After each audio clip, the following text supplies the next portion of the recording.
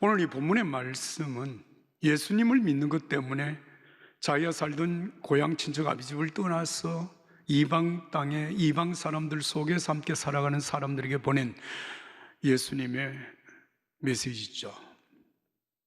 어떻게 하면 이방 사람들 속에서 믿음을 지키며 살아갈 수 있을까를 말씀하시는 것입니다. 자, 여러분 먼저 오늘 베드로전서 4장 1절부터 3절까지 말씀 우리 한 목소리를 읽겠습니다. 4장 1절부터 3절입니다. 그리스도께서 이미 육체의 고난을 받으셨으니 너희도 같은 마음으로 갑옷을 삼으라. 이는 육체의 고난을 받는 자는 죄를 그쳤습니다. 그 후로는 다시 사람의 정욕을 따르지 않고 하나님의 뜻을 따라 육체의 남은 때를 살게 하려 함이라. 너희가 음란과 정욕과 술취함과 방탕과 향락과 무판 우상 숭배를 이방인의 뜻을 따라 행한 것이 지나간 때로 족하도다. 할렐루야. 여기 1절에 너희도 같은 마음으로 갑옷을 삼으라. 이 말씀을 메시지 성경에는 어떻게 번역을 했는가 하면 1절, 예수께서는 여러분이 지금 겪고 있는 모든 고난과 그보다 더한 고난을 겪으셨으니 여러분도 그분처럼 생각하는 법을 익히십시오. 갑옷을 입으라고 하는 이 말을 예수님처럼 생각하는 법을 익히라, 이렇게 말씀을 하고 있습니다. 여러분, 우리는 예수님을 믿음으로 하나님의 자녀가 되었습니다. 하나님의 자녀의 신분을 얻은 것은 우리가 착하게 살아서 행위가 온전하기 때문에 자격을 얻은 것이 아닙니다. 하나님의 은혜로 예수님을 믿는 믿음으로 구원을 받고 하나님을 아버지로 부르는 하나님의 자녀가 되었습니다. 이런 우리들에게 예수님은 세상 끝날까지 함께 하시면서 우리 마음과 생각을 다스리시고 우리의 삶을 이끄시는 주님이 되십니다. 그 예수님이 우리와 함께 하시기 때문에 예수님의 성품이 우리의 인격 속에 자리 잡게 되는 것입니다. 그 성품을 우리는 성령의 열매라고 말을 하죠. 사랑과 희락과 화평과 오래 참음과 자비와 양선과 충성과 온유와 절제, 이게 예수님의 성품입니다. 예수님은 우리를 구원하신 구원자이시기도 하고 또한 예수님은 우리가 마땅히 본받아 배워야 할 우리의 스승이기도 합니다. 그래서 성경에는 예수님에 대해서 두 가지를 반복해서 말하죠. 예수님을 믿어라, 예수님을 배우고 본받으라고 하는 말씀입니다. 여러분, 예수님을 믿으면 우리의 신분이 변화됩니다. 존재가 변화됩니다. 죄인이었던 우리가 의인이 되고, 여러분, 사단의 종로로 타던 우리가 하나님의 자녀라고 하는 신분으로 변화가 됩니다. 믿음으로 이루어진 것입니다. 그 다음에 예수님을 배우고 본받게 되면 우리의 삶이 변화되게 되는 것입니다. 예수님을 우리가 진실로 배우고 본받으려면 한 가지 여러분 꼭 해야 될 일이 있습니다. 그것이 무엇인가 하면 예수님을 바라보는 시선을 예수님께 고정해야 된다는 것입니다. 히브리서 12장 1절과 2절과 3절의 말씀입니다. 오직 예수님만 바라보십시오. 그분은 우리가 참여한 이 경주를 시작하고 완주하신 분이십니다. 그분이 어떻게 행하셨는지를 배우십시오. 그분은 앞에 있는 것, 곧 하나님 안에서 그리고 하나님과 함께 결성점을 지나는 기쁨에서 눈을 떼지 않으셨기에 달려가는 길에서 무엇을 만나든 심지어 십자가와 수치까지도 참으실 수 있었습니다. 이제 그분은 하나님 오른편 영광의 자리에 앉아 계십니다.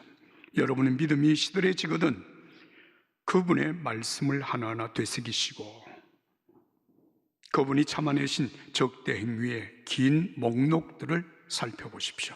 그러면 여러분의 영혼에 새로운 힘이 힘차게 솟구칠 것입니다. 할렐루야.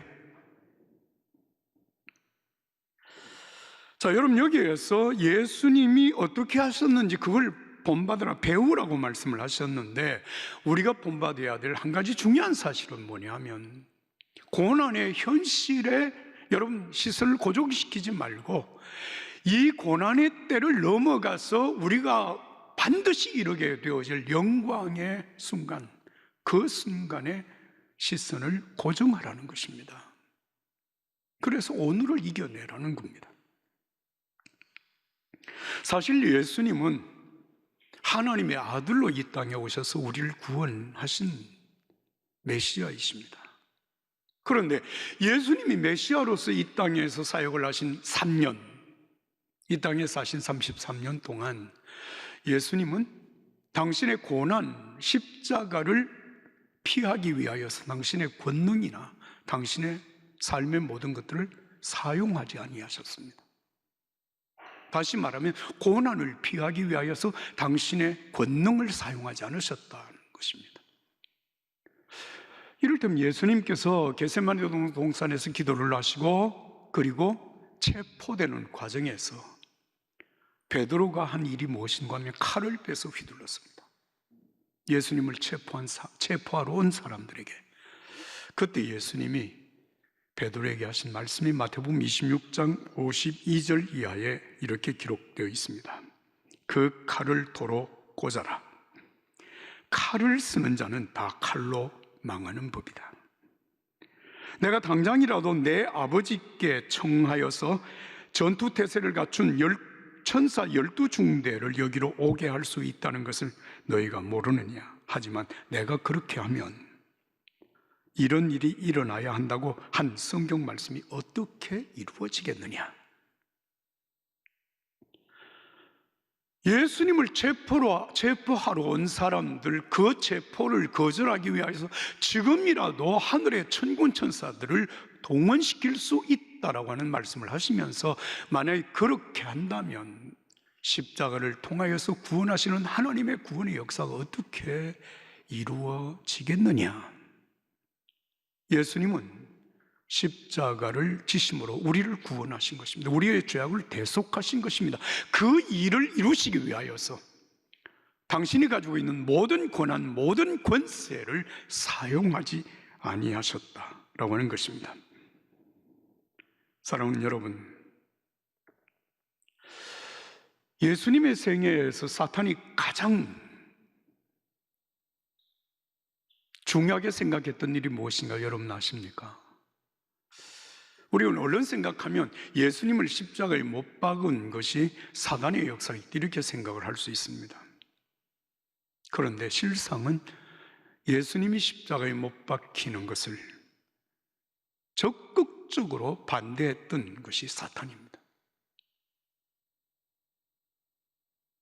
이를테면 예수님께서 메시아로서의 생애를 시작하시기 전에 광야에서 40일 동안 금식하며 기도하셨습니다.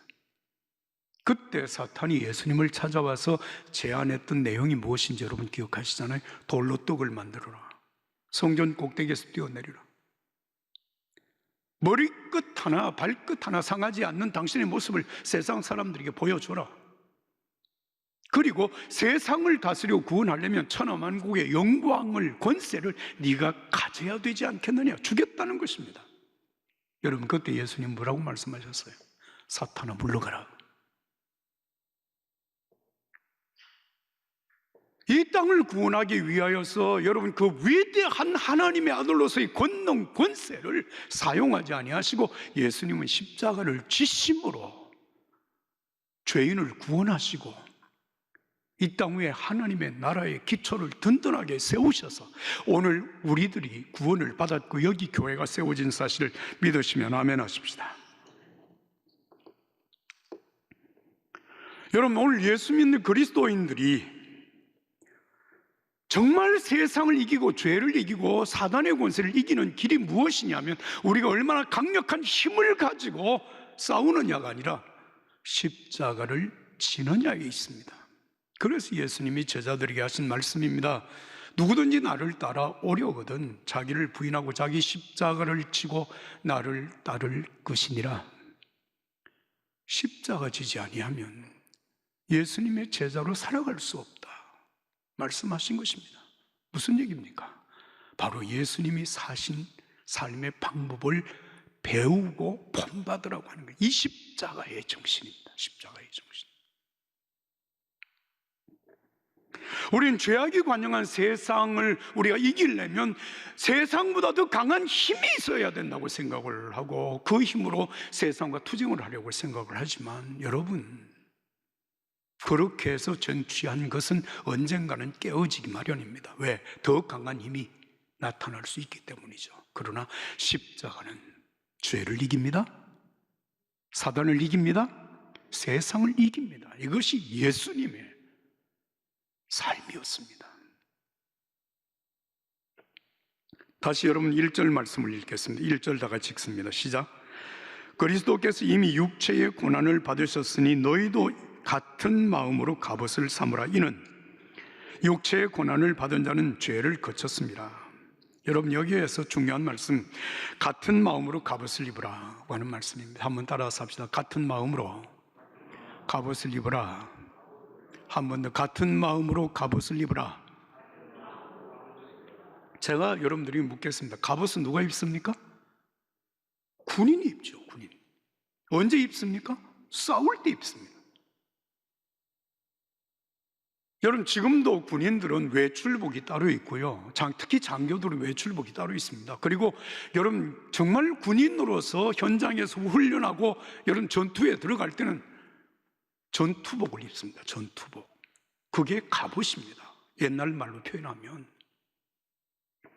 왜 우리가 갑옷을 입어야 되느냐? 베드로 사도께서 계속해서 쓰신 말씀 5장 8절의 말씀을 보면, 근신하라, 깨어라. 너희 대적 마귀가 우는 사자같이 두루다니며 삼킬 자를 찾나니 너희는 믿음을 굳게 하여 그를 대적하라. 이는 세상에 있는 너희의 형제들도 동일한 고난을 당하는 줄을 알미라 말씀하셨습니다. 여러분, 우리가 살아가는 세상은 그냥 아무렇게나 살아도 신앙생활을 잘 하게 되고 여러분, 모든 악한 사단의 권세를 이겨내게 되고 우리는 승리할 것이다. 아닙니다. 사단은 우는 사자같이 삼킬 자를 두루 찾는다는 것. 그러므로 너희는 믿음을 굳게 하여 사단을 대적하라. 그럼 어떻게 해야 되느냐? 에베소서 6장 13절에 단단히 준비하십시오. 여러분은 지금 혼자 힘으로 다루기에는 벅찬 상대를 마주하고 있습니다. 도움이 될 만한 것은 무엇이든지 취하고 하나님께서 주신 온갖 무기로 무장하십시오. 그러면 싸움이 끝나도 여러분은 승리의 함성을 지르며 여전히 두 발로 서 있을 것입니다. 무슨 말인지 아시죠? 하나님이 주시는 여러분 온갖 무기로 전신갑주를 완전 무장을 하라는 것입니다. 신앙생활은 영적인 전투입니다. 여러분, 이렇게 우리가 무장해서 악한 사단을 대적해야 되는데 그 무장하는 무장이 무엇인가 하면 여러분, 바로 예수님으로 옷 입어라. 예수님이 우리의 여러분 갑옷이 된다는 것입니다. 그래서 갑옷을 입어라. 입어라. 사랑하는 여러분, 믿음으로 살아가기가 참 어려운 세상을 우리가 살아가고 있습니다. 그렇다고 해서 우리가 만약 세상과 타협을 하고 믿음으로 살기 어려운 세상에 대해서 분노하고 억울해하고 여러분 불평하고 원망하고 해봐야 아무것도 바뀌는 것이, 망가지는 것은 나만 망가지는 것입니다.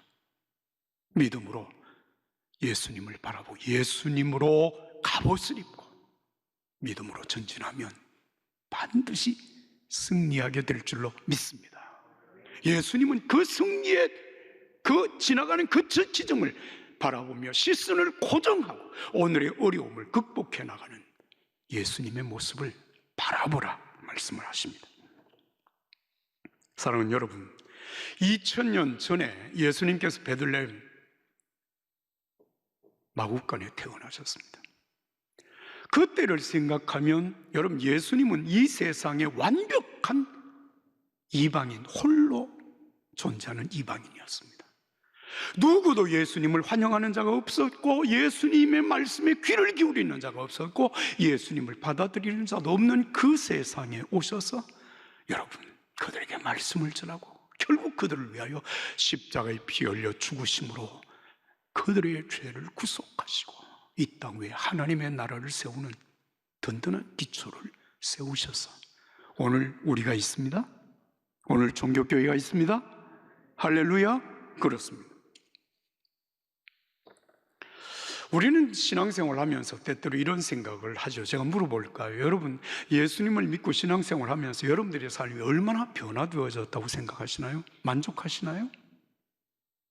물론 여러분들 중에는 정말 내가 예수 믿기를 참 잘했다, 내가 이렇게 예수 믿고 이렇게 많은 변화가 왔다라고 말할 수 있는 분도 계시겠지만, 어떤 분들은 이거 뭐야, 믿어도 맨날 제자리 아니야, 이런 절망감을 가지고 신앙을 내가 계속 가져야 될 것인가 포기해야 될 것인가를 고민하는 사람도 있을 수 있습니다. 그래서 여러분, 한 가지만 분명히 기억하십시오. 예수님을 믿고 난 이후에 오늘 우리가 고민하는, 우리가 정말 변화가 되지 않는다고 고민하는 우리의 변화가 무엇입니까? 사업이 안 된다고요? 무엇을 먹을까, 무엇을 입을까, 무엇을 마실까를 여러분들이 계속 염려하고 있다고요? 아닙니다. 그건 모두가 함께 고민하고 기도하고 헤쳐나가는 것입니다. 그런데 중요한 우리의 고민은 어떻게 하면 하나님의 자녀로 살까? 어떻게 하면 하나님의 나라와 하나님의 의를 위하여 살까? 그 삶에 미치지 못하는 내 자신에 대하여서 내가 고민하고 기도하고 살아가는 것이 우리 그리스도인의 삶입니다. 변화된 것입니다. 엄청나게 변화된 것입니다. 변화, 여러분, 고민의 그 대상이 달라진 것입니다. 하나님의 은혜가 여러분과 함께 하실 줄로 믿습니다. 여러분, 성경의 창조의 기사를 읽어보면 창조의 과정 속에 하나님께서 반복해서 하시는 말씀이 있다. 무엇입니까? 보시기에 좋았더라, 보시기에 좋았더라, 보시기에 좋았더라. 여러분, 성경은 우리를 하나님의 형상대로 만드셨고, 우리를 하나님의 친구로 만드셨고, 하나님과 동역하는 동역자로 만드셨다는 것입니다. 다만 우리가 범죄해서 하나님의 기대에 미치지 못하는 연약하고 허물 많은 죄인임에는 틀림없지만, 여러분, 그런 우리를 하나님께서는 포기하지 아니하시고 우리를 위하여 예수님을 세상에 보내셨습니다. 예수님을 십자가에 못 박으셨습니다. 그 생명의 희생의 값으로 우리를 사셨습니다. 하나님의 자녀라 부르십니다. 의롭다고 인정하십니다. 여러분, 우리의 삶을 통하여서 하나님께서 얼마나 영광을 받으시고 얼마나 우리의 삶을 기뻐하시는지, 여러분, 누가복음 15장의 탕자의 비유를 읽어보시면 압니다. 둘째 아들이 아버지의 재산을 다 탕진하고 거지 중에 상거지가 돼서 아버지 집으로 돌아옵니다. 여러분, 아버지가 어떻게 그 아들을 맞이합니까? 맨발로 뛰어나가서 아들을 맞이합니다. 그리고 그 아들을 집 안으로 데리고 들어오면서 성경이 그 부분은 쓰지 않았어요.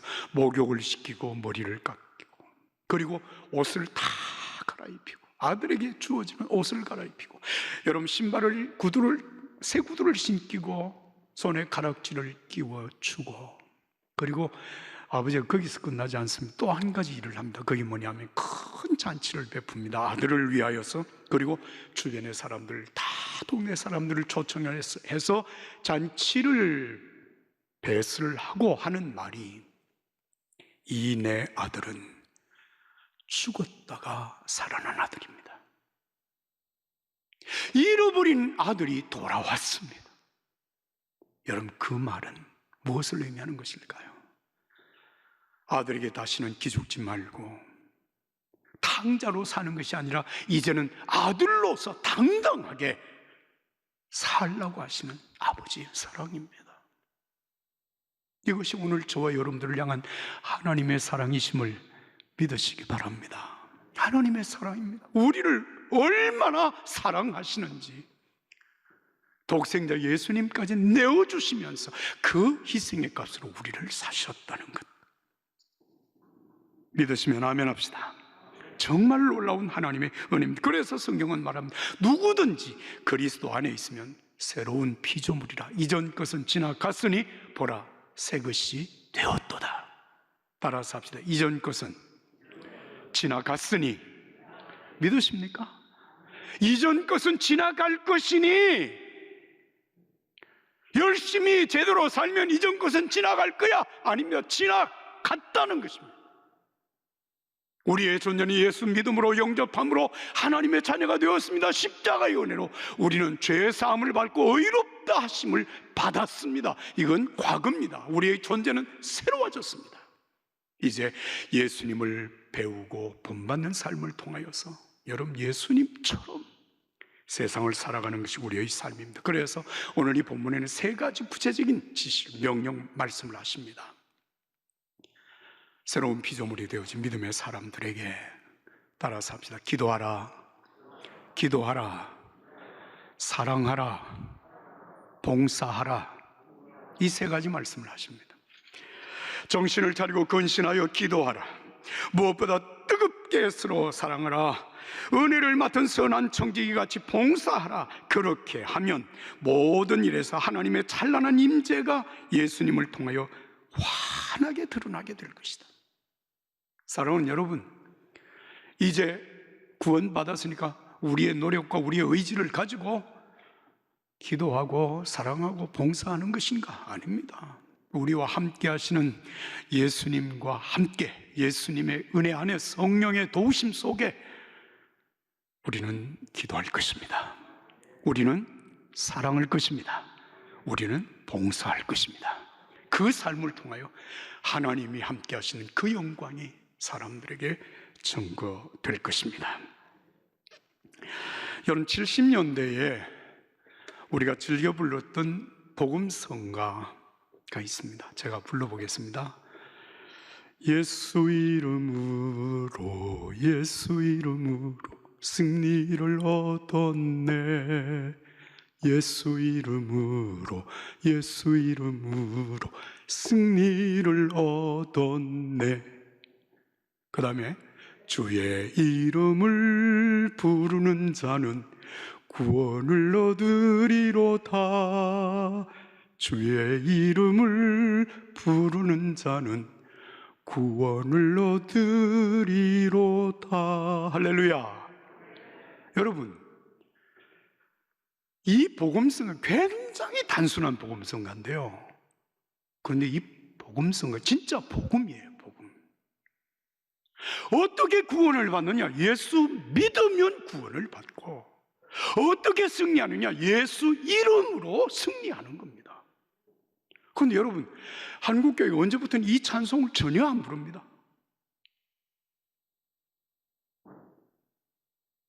여러분, 사실 우리 그리스도인들의 삶 속에 예수 이름을 부르면 구원을 받고 예수 이름으로 승리한다고 하는 것, 여러분 정말 단순한 복음이지만 우리에게 중요한 복음입니다. 그래서 튜리안 차비진이라고 하는 분이 Jesus All라고 하는 책을 썼습니다.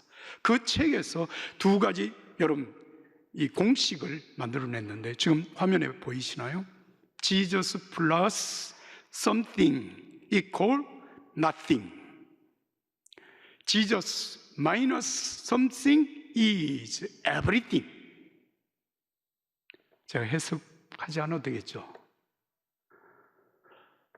예수님이 우리의 삶의 전부라고 하는 사실을 믿지 못해서 무엇인가를 더해야 합니다. 착하게 살아야 됩니다. 선하게 살아야 됩니다. 열심히 봉사해야 됩니다. 그러면 우리에게 뭐가 되느냐? 그건 빵이 돼. 빵. 아무것도 아닙니다. 되는 것이 없습니다. 그러나 예수님이 우리의 전부이십니다. 예수님이 왜 우리들에게 아무것도 필요하지 않습니다. 그러면 예수님은 우리의 everything, 모든 것이 되십니다. Jesus all, 예수님이 전부이십니다. 나는 예수님만으로 충분합니다. 예수님의 복으로 충분합니다. 예수님 생명으로 충분합니다. 예수님이 주신 현재로 충분합니다. 예수님 소망으로 충분합니다. 믿으시면 아멘 합시다. 예수님, 그 예수님으로 무장하십시오. 그 예수님이 어떻게 세상을 사셨는지 여러분 그 예수님의 삶의 방식을 익히십시오. 예수님이 우리의 모든 것입니다. 이 은혜가 여러분과 함께 하기를 주 예수님의 이름으로 축복합니다.